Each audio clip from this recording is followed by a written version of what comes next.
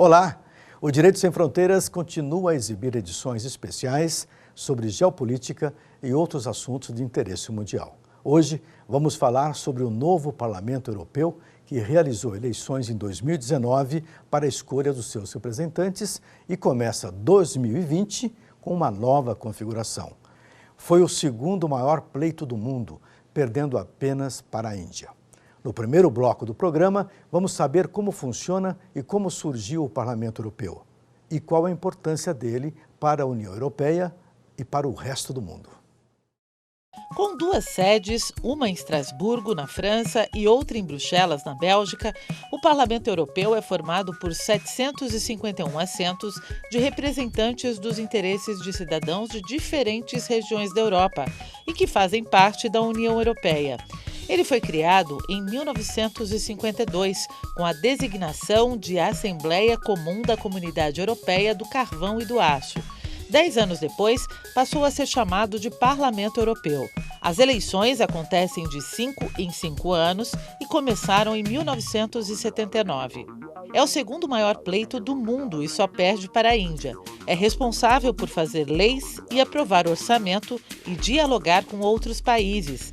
Segundo o Tratado de Lisboa, os assentos são atribuídos de acordo com a população de cada país.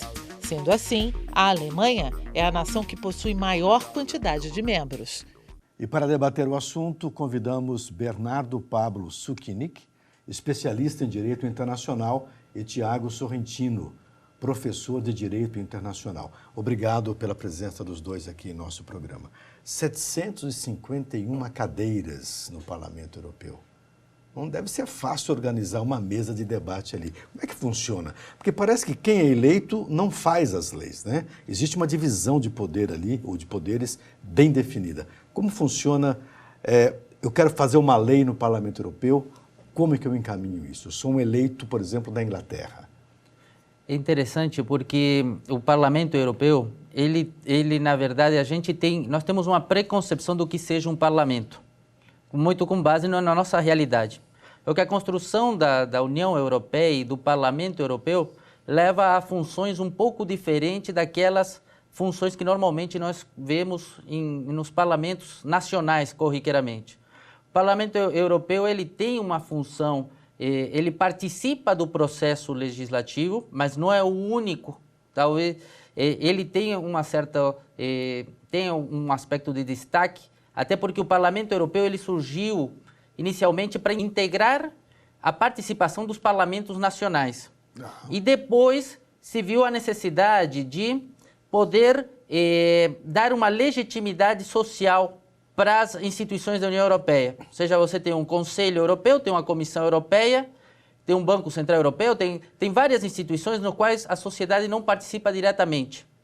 E se viu nessa possibilidade desse parlamento, que inicialmente era uma junção de parlamentares nacionais, que depois passou a ter uma eleição direta, de tentar dar uma legitimidade social, uma participação da sociedade dentro daquela comunidade na qual você via, olha, uma coisa supranacional, mas que você não participava diretamente daquilo. Chegando nesse ponto, no qual, por exemplo, se começou a delegar algumas funções, e isso é uma negociação muito mais complexa, porque envolve tratados internacionais, foram se delegando funções, muitas vezes, de controle, ou seja, a sociedade delega a seus parlamentares funções de controlar aquelas instituições que não são eleitas diretamente, tem certa participação em processo legislativo, os tratados recebem pareceres, existem comissões, então, mas é uma construção diferente, não é como aqui que chega, por exemplo, a Comissão Europeia, apresenta um texto no Legislativo,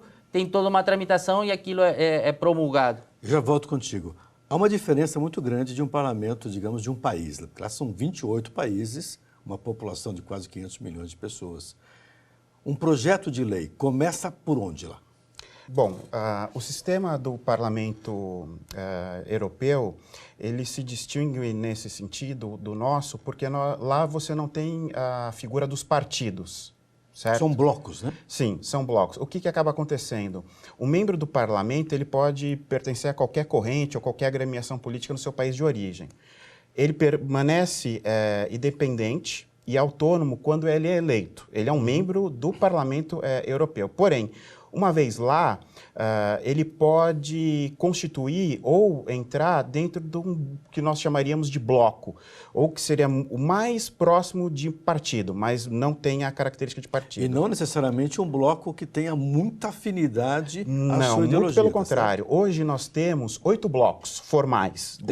Oito blocos formais. Para você constituir um bloco no Parlamento Europeu, você precisa ter pelo menos 25 membros, e, dentre esses 25, 1/4 de representação nacional dos países componentes da União Europeia. São os requisitos mínimos, objetivos para você formar. Hoje, então, nós conseguimos, ou pela formação dele, nós conseguimos 8. E dentro desses 8, você tem ideologias e valores, princípios muito diversos. O que a gente pode dizer é que existe uma ambivalência muito grande de orientações dentro desses próprios blocos. Bom, em relação à própria discussão da parte legislativa, você tem várias formas de iniciar um debate sobre o que nós chamaríamos de lei, ou que vai virar algo que poderá lá na frente ser internalizado pelos países componentes como lei, inclusive a própria participação popular. Se 1 milhão de cidadãos dos países componentes conseguirem se juntar para fazer uma proposta, ela pode ser examinada pelo próprio parlamento. Mas o que eu queria detalhar aqui, para ficar bem claro para a nossa audiência aqui, que nós vivemos num parlamento que é totalmente diferente àquele constituído na Europa. Um projeto de lei que vai começar no Parlamento Europeu. Dentro desses blocos. Onde ele começa? Dentro desses blocos. Quem aprova? O parlamento. Aí ele vai passar, ele vai ter o seu início, vai ter a sua discussão dentro do parlamento global, de todos os membros do pleno, do que nós chamaríamos de pleno, e com a maioria ele é aprovado dentro do âmbito do Parlamento Europeu. E o peso do Conselho e da Comissão? Essa diferença de poder que eu queria que a gente deixasse bem claro aqui logo de saída, porque realmente é diferente, né? Sim, é diferente. A diferença, fora da questão ordinária da própria tramitação, vai se referir à força do que a comissão tem na hora da sua escolha, na hora da sua eleição. É evidente que você tem uma concentração maior dentro da comissão. Ele é o órgão executivo da União Europeia. Okay. Então, ou seja, ele como se fosse o executivo da União Europeia. O parlamento escolhe o presidente, de certa forma, dessa comissão. E o Conselho Europeu, isso é interessante frisar, o Conselho Europeu é o que representa os estados. Então, os governos dos estados membros formam esse conselho. Então, quem está representado no Conselho Europeu são os estados, não é a população daqueles estados, é o estado em si. No sentido assim, se a gente fosse falar em pessoa jurídica, né? Tá. E é importante também frisar para os nossos telespectadores, justamente porque no noticiário muitas vezes se fala, por exemplo, o Partido Popular Europeu, o Partido da Social Democracia. E na verdade, aquilo, se a gente for trazer isso para a nossa realidade, são frentes parlamentares, de certa forma, digamos assim, grosso modo. Sim. Então, e lá você consegue juntar pessoas que são de diversos partidos europeus que em tese, pelo menos, teriam algum tipo de afinidade entre eles em relação à visão de mundo, à visão de futuro que tem na União Europeia. Outra pergunta em relação à formação dessa comissão. Tivemos agora a eleição de 751 deputados, né, representantes desse parlamento, e agora vamos ter a formação da comissão em si, né? Como que isso é feito? Quer dizer, como é que eu monto essa comissão? A comissão, ou seja, o parlamento ele elege o presidente da comissão e depois é formada normalmente entre políticos e técnicos, de certa forma, porque ele tem uma função mais executiva, ou seja, a função de levar o dia a dia da União Europeia. O aspecto mais político fica normalmente com base no Conselho e, de certa forma, também com base no Parlamento. A comissão, ele é aquele que executa, que faz o trabalho diário e tal. Então, são pessoas, às vezes, o presidente sim tem algum Um tipo de destaque, mas normalmente a composição é voltada mais a alguém que procure realizar e que tenha capacidade de gestão para fazer a União Europeia ir adiante. O voto não é obrigatório dentro da Comunidade Europeia, mas há diferenças nos países membros. Sim, funciona? Segundo as regras da União Europeia, não se impõe o voto obrigatório para os seus países componentes. Porém, cada país fica livre para estabelecer, dentro da sua jurisdição, obrigatoriedade ou não do voto. Então, há países em que o voto será obrigatório e há países em que o voto não será obrigatório. Isso tem que ser levado em conta quando se faz essa análise do comparecimento às urnas. Do ponto de vista global, nós tivemos um comparecimento um pouco inferior a 51%. Pode parecer pouco em números totais, mas é o maior comparecimento dos últimos tempos, das eleições a cada 5 anos. A que se deve isso? Você acha que essa agenda ambiental, por exemplo, pode ter trazido mais gente, eleitores mais jovens, por exemplo? Bom, parece que há uma série de fatores, a questão de que parece que as pessoas sentiram que talvez o seu voto dessa vez pudesse ser que um desejo de mudança. Fazer uma diferença. Fazer uma diferença. Uhum. Então, provavelmente muitos fatores regionais, locais, né? Surgiram pessoas também que são fora do âmbito político, que então mobilizam, dá um sentido de esperança. As reclamações também, no que dizem respeito, olha, a minha situação atualmente está pior de vida pessoal.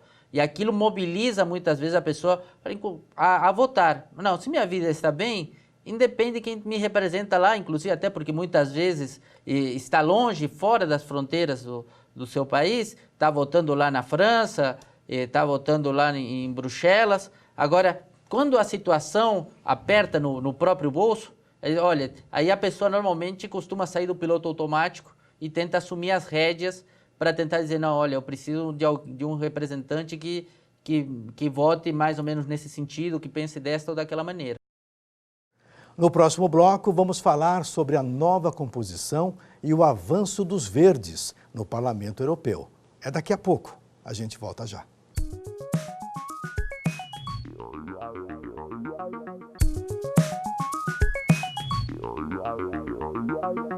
Estamos de volta com Direito Sem Fronteiras e falamos sobre o Parlamento Europeu. No segundo bloco, vamos saber mais um pouco sobre a nova disposição dos partidos. O grande destaque foi a vitória da extrema-direita e a perda de espaço da centro-direita e centro-esquerda, pela primeira vez em 40 anos. E na contramão dos nacionalistas, o novo parlamento registrou crescimento dos partidos verdes e a participação dos jovens. Outra surpresa, para presidir o parlamento foi escolhido um político de centro-esquerda, o italiano Davi Sassoli. A participação dos eleitores na escolha dos representantes de 28 países membros no Parlamento Europeu foi a mais alta nos últimos 20 anos, com 51% em todo o continente. O pleito durou 4 dias no final de maio e elegeu representantes para 751 assentos. Centro-direita e centro-esquerda perderam espaço pela primeira vez em 40 anos. Os nacionalistas de extrema-direita saíram vitoriosos. Nigel Farage, no Reino Unido, Marine Le Pen, na França e Matteo Salvini, na Itália, defendem uma Europa com fronteiras mais rígidas para conter imigrantes que vêm das guerras do Oriente Médio e da África. Nigel Farage, o líder do Brexit e principal protagonista da campanha vitoriosa para a saída do Reino Unido da União Europeia, ganhou quase metade das 73 cadeiras. Na Alemanha, o país mais populoso da União Europeia, a chanceler Angela Merkel teve um desempenho morno nas urnas e uma queda de votos em relação ao último pleito. Na contramão nacionalista, o Partido Verde cresceu graças à participação dos jovens que foram às urnas na Alemanha, França e Irlanda, por causa das marchas pelo clima e contra o aquecimento global. E para debater o assunto, convidamos Ana Carla Gomes Pinto, especialista em Direito Internacional Privado, e o juiz federal Paulo César Rodrigues. Obrigado pela presença dos dois aqui em nosso programa. Doutora, começo com a senhora. A extrema-direita, principalmente na Itália, veio com uma força razoável, somando-se também ao bloco da França. Como é que a senhora analisa esses dois países, especificamente com a direita, mantendo e ganhando, inclusive vencendo o partido dos líderes do governo francês? Isso. Essa tendência nacionalista, ela vai se repercutir aí em toda a Europa, né? Nas sessões e nas decisões do Parlamento Europeu, no que se refere principalmente nas questões imigrantes, né? E nas questões de comércio. Tem uma tendência aí de fechar as suas fronteiras ou de abrir as suas fronteiras, de fechar o comércio com o Japão, que é uma tendência que está bastante em pauta no Parlamento Europeu da legislatura passada, né? E aí a gente vê que os nacionalistas continuam com força. Isso é um dizer tanto dos eleitores quanto da política dos países europeus. Mesmo a Itália numa situação de endividamento público, como está hoje, uma ameaça razoável de perder o controle sobre as finanças internas. Como é que o senhor vê isso, doutor? Eu acredito que seja também não só um fenômeno econômico, mas um fenômeno cultural. Os nacionalismos são um movimento do final do século XIX, especialmente na Alemanha e na Itália, de criação desse imaginário romântico, de um espírito único, de pessoas que são conectadas pela cultura, pela religião, pela língua. E isso tem é consequência do medo e da xenofobia e de como incorporar as pessoas que circulam no fluxo migratório num mundo globalizado.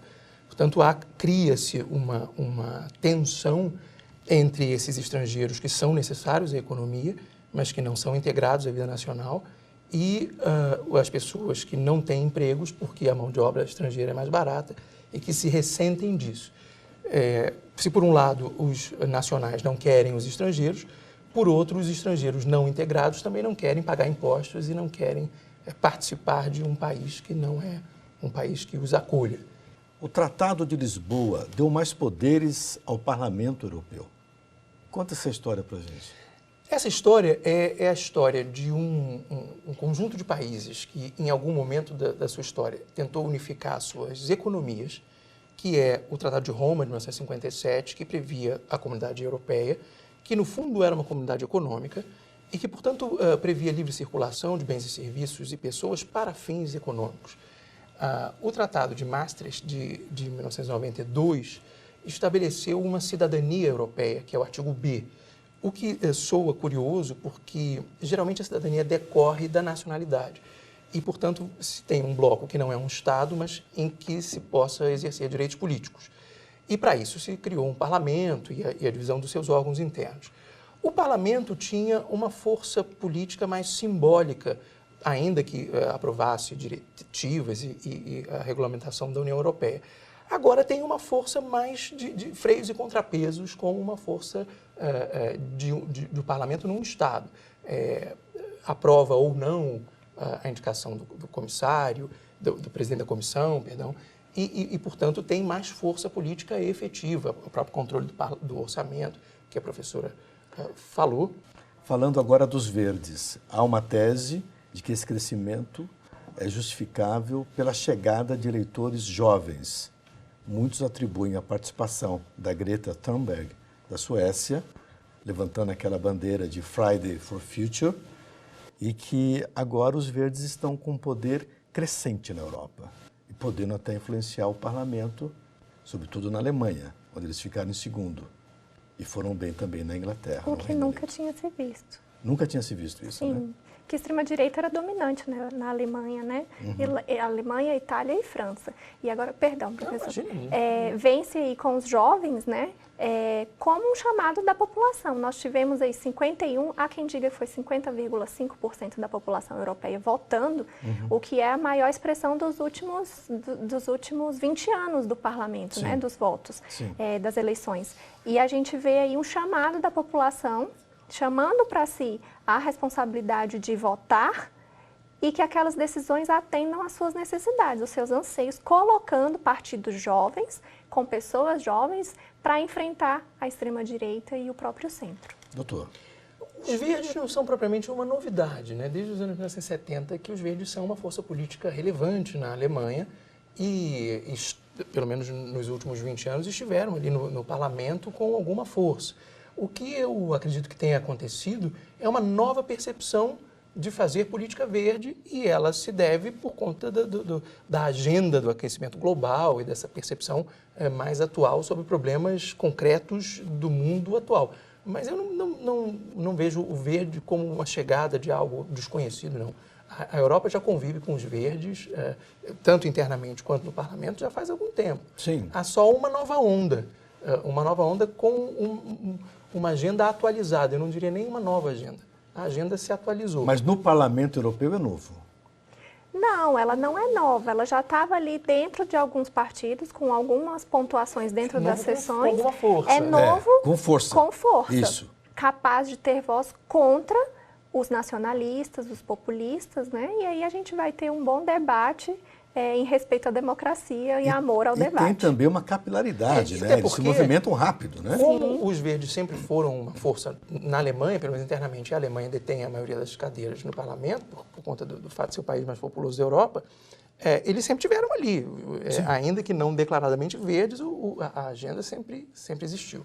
O grande problema entre os ambientalistas e os verdes é que as ideias deles são muito radicais e eles exigem mudanças rápidas, o que não se pode ter, né? Na questão ambiental, a gente precisa de anos de implementação de legislação para que possa surtir verdadeiro efeito que eles querem. E eles realmente são muito capilarizados.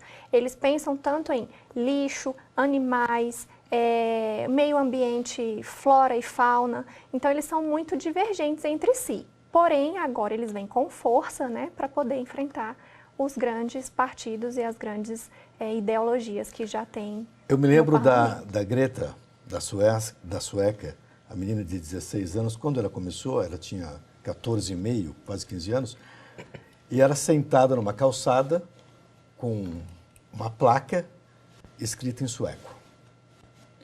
Depois de alguns meses, a placa já estava em inglês. Uhum. É um simbolismo curioso, porque aquilo foi para o mundo inteiro, viralizou. E as últimas manifestações em Londres, nesta agenda ambiental, acho que ocupou as ruas de Londres ali por uns 10 ou 12 dias. Um confronto, foi uma coisa bastante forte, às vésperas exatamente da eleição para o Parlamento Europeu. Por falar em Londres, tivemos a surpresa do partido, foi criado 3 meses antes do pleito e conseguiu bombar daquele jeito. Como é que o senhor vê isso, doutor? A dificuldade de efetivar o Brexit levou também à mesma estratégia dos eurocéticos. Se nós não conseguimos, numa negociação nacional com o bloco, vamos conseguir realizar a nossa agenda de dentro do bloco. E, portanto, um partido atuando dentro do bloco para votar o que interessa como desligamento do Reino Unido. O que só veio com o movimento dos cidadãos, né? Que se moveram para a votação.